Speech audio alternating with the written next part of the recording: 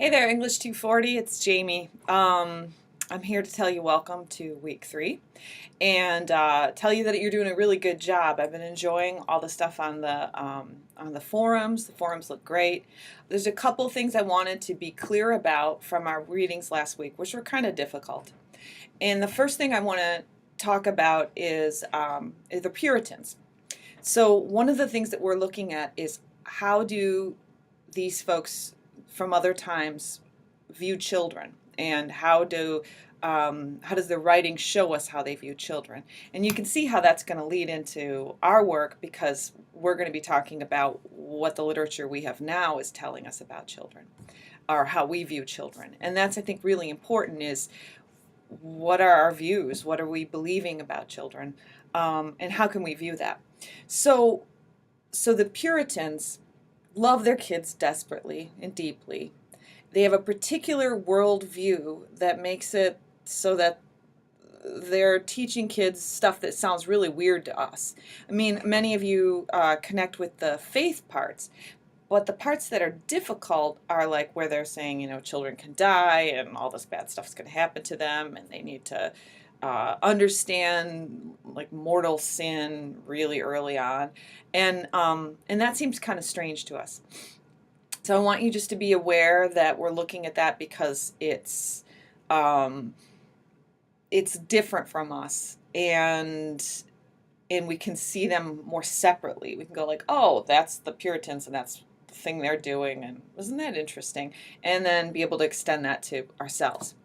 The second thing that I want to talk about was with Wordsworth. And this is another old school writing, and yet this is exactly how we tend to believe about children. The purity, the innocence, that they're closer to nature, to God, and everything's, and that as we get to become adults, it gets worse. And that certainly is a belief that we have. I know when I feel stressed, I think that too. But that is a particular idea that is not really backed up in a lot of research about human development. Sexuality comes on early. Kids are already working on that, like 5 or 6 or even earlier. So we know that some of that's happening. We know that they're aware of violence. We know that lying is normal or normative. And yet we have this view that children left purely would never do any of those things.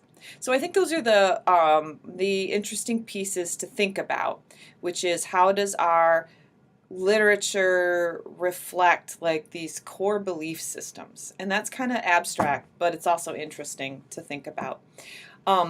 I'll be grading your blogs this week. I'll also be grading your discussion.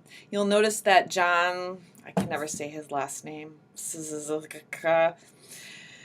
Anyway, he is going to be somebody who's going to be reading. You're reading him this week. I know that it was originally listed on the first week, but it's this week. And you'll also be reading, let me see, I'm going to pull it up from here.